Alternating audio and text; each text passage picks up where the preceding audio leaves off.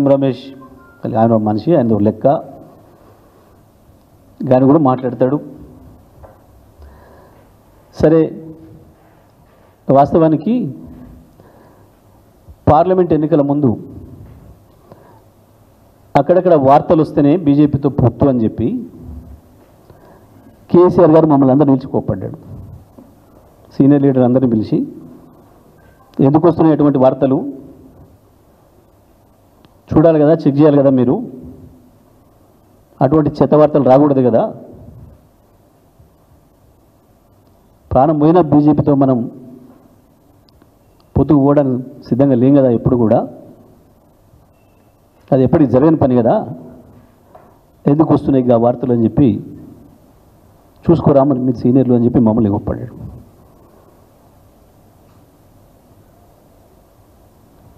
కేటీఆర్ గారిని, హరీష్ గారిని, నన్ను, ప్రశాంత్, ఇంకా నలుగురు లీడర్లను పిలిచి బీజేపీతో గంత దూరంగా ఉంది బీఆర్ఎస్ పార్టీ. ఎప్పుడు కూడా అది తెలంగాణకు పనికొచ్చే పార్టీ కాదు, బీఆర్ఎస్ రాజకీయాలకు, టీఆర్ఎస్ రాజకీయాలకి కుదిరే పార్టీ కాదు అనేది మొదటి నుంచి మేము చెప్తున్న భావన. మేము అట్లాగే ఉన్నాం. ఇక దాంట్లో ఎవడో చిన్న సైజు బ్రోకర్లు, పెద్ద సైజు బ్రోకర్లు ఎవడో వచ్చి చెప్పి మాట్లాడితే అది పనికి మాలిన ముచ్చట. చంద్రబాబు నాయుడు గారు తన అవసరాల కొరకు కొంతమందికి కాంట్రాక్టర్లకు, కొంతమంది చిన్న చిన్న బ్రోకర్లకి పదవులు ఇచ్చి రాజకీయ రూపం తొడిగిండు వాళ్ళకి, కొద్దిమందికి. అటువంటి వాళ్ళు మాట్లాడే మాటలకి పెద్ద విలువ ఉండదు, దాన్ని పట్టించుకోవాల్సిన అవసరం కూడా లేదు.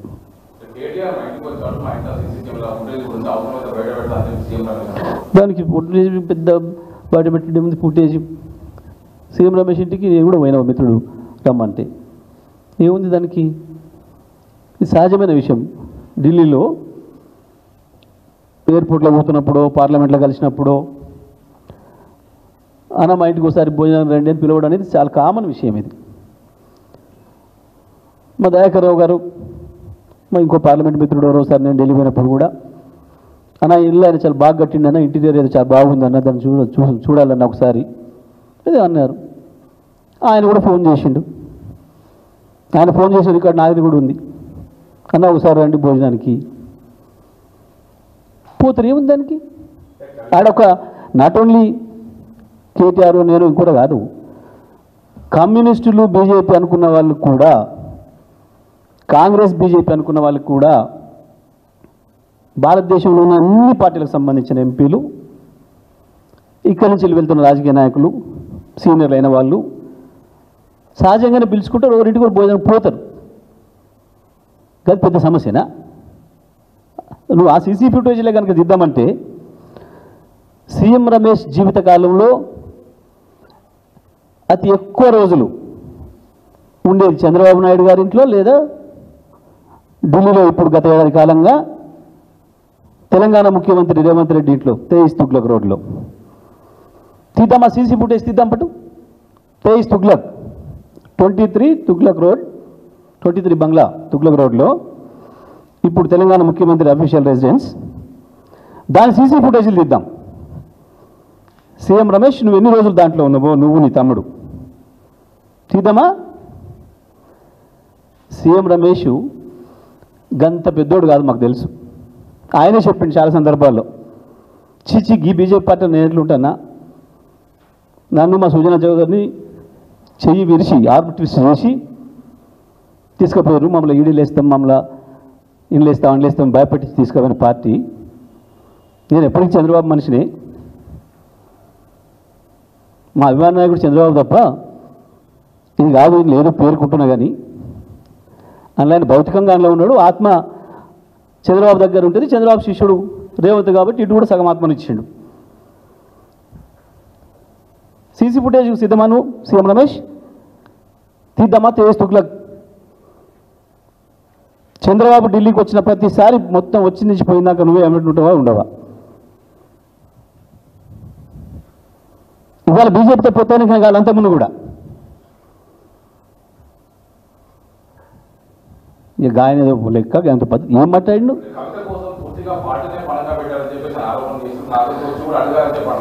ఇక అంత మించిన వెతి మాట ఇంకోటి ఉండదు. కవిత జైలుకి పోతే ఈయన బెయిల్ ఇప్పిస్తాడనట. నవ్వుకోరా ఎవడున్నా, అసలు తలకాయకి బోడిగుండికి లింక్ అంటారు కదా. కవిత జైలుకి పోతే బెయిల్ ఇచ్చేది కోర్టు. జస్టిస్ గవాయ్ గారు మొన్న కేరళలో మాట్లాడుకుంటూ చెప్పిండు కవిత గారు బెయిల్ గురించి. బెయిల్ న్యాయబద్ధమైంది, చట్టబద్ధమైంది, అందుకే బెయిల్ ఇచ్చిన మాట చాలా స్పష్టంగా చెప్పిండు. దీని మీదనే మాట్లాడినందుకు రేవంత్ రెడ్డికి సుప్రీంకోర్టు చీవాటు కూడా పెట్టింది, తప్పైందని అఫిడవిట్ కూడా వేసాడు కదా. ఈ అటువంటి దాని మీద గీన ఎవరో చిల్లర మాటలు మాట్లాడితే అది కూడా మనం చర్చించుకోవాల్సిన విషయమా?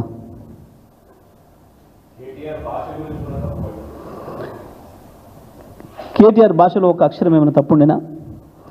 ఏంటి అసలు ఇష్యూ? ఇప్పుడు చాలా స్పష్టంగా కేటీఆర్ గారు 10,000 కోట్లు లేని భూమిని ఉన్నట్టు చూపించి దొంగ పత్రాలు పెట్టి తాకట్టు పెట్టి 10,000 కోట్లు తీసుకొచ్చారు యూనివర్సిటీ భూముల్ని. దీంట్లో ఒక ఎంపీ, బీజేపీకి సంబంధించిన ఒక ఎంపీ రాయబారం చేసిండు. తప్పకుండా దాని సందర్భం వచ్చినప్పుడు బయట పెడతా అని చెప్పిండు కదా మీ అందరి సాక్షిగా. కేటీఆర్ ఇవాళ మాట్లాడలేదు కదా. అక్కడ అప్పుడు మాట్లాడిన భాషలో ఏమన్నా మీకు ఏమైనా తప్పు అనిపించిందా? నిన్న ఇది బయటపడంగానే ఇగో నేను చెప్పింది ఇది 10,000 కోట్ల లోన్ ఆయనకి ఇప్పించినందుకు 1,650 కోట్లు ఈయనకి ఇచ్చిండు, తెలంగాణ పైసలు తీసుకుపోయి ఈ ఎంపీకి అని చెప్పి చెప్పండి. అందులో కేటీఆర్ గారు ఉపయోగించిన భాషలో ఏమైనా ఒక అక్షరం తప్పు కనపడదు ఎవరికైనా? ఏముంది? ఇది ఒక పథకం ప్రకారం బీజేపీ, రేవంత్ రెడ్డి, చంద్రబాబు ముగ్గురు కలిసి ఆడుతున్న నాటకంలో భాగంగా ఇవి పుడుతున్నాయి. బీజేపీ ఎంత తాపత్రయపడ్డా, ఎంత ఎరలేసినా చంద్రబాబు, బీజేపీలో తోలుబొమ్మ రేవంత్ రెడ్డి ఇక్కడ ఎన్ని డ్రామాలు వేసినా, ఎన్ని కుప్పిగంతులు వేసినా కేసీఆర్ను ఉంచలేరు. కేసీఆర్ తెలంగాణ ఆత్మగౌరవ ప్రతీక.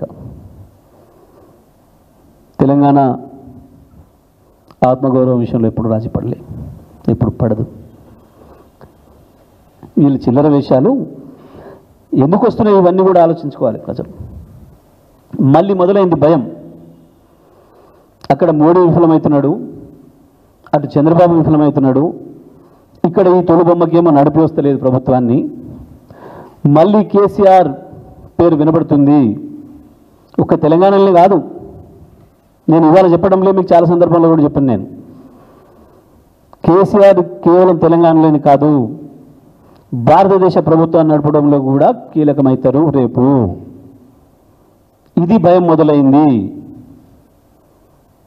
మోడీ చంద్రబాబు ద్వయానికి. చంద్రబాబు మాట్లాడే మాటల్లో ఏదో యథాలాభంగా మాట్లాడుతున్న మాటలు కాదు. ఆంధ్రప్రదేశ్ మహానాడులో చంద్రబాబు మాట్లాడిన మాటలు, తెలంగాణ తలసరి ఆదాయం పెరిగింది కానీ నేను కారణం అన్న మాటలు ఉత్తగా మాట్లాడలే. ఎందుకు అంటే ఇవాళ దేశం మొత్తం మళ్ళీ కేసీఆర్ పైన చర్చ జరుగుతుంది. మొత్తం ప్రపంచ ఆర్థిక వ్యవస్థలు కుప్పకూలిపోయిన నాడు, కరోనా వచ్చినాడు కూడా నిటారుగా నిలబడిన ఏకైక ఆర్థిక వ్యవస్థ తెలంగాణ ఆర్థిక వ్యవస్థ. దాన్ని అంత గొప్పగా నిలబెట్టగలిగిన నాయకుడు కేసీఆర్ అనే సంగతి ప్రపంచానికి తెలుసు. ఇవాళ జరుగుతున్న పరిణామాలు మళ్ళీ కేసీఆర్ను గుర్తు చేయిస్తున్నాయి ఈ రాష్ట్రానికి, ఈ దేశానికి. రాహుల్ గాంధీ దగ్గర విషయం లేదన్న సంగతి మోడీకి ఎప్పుడు అర్థమైంది?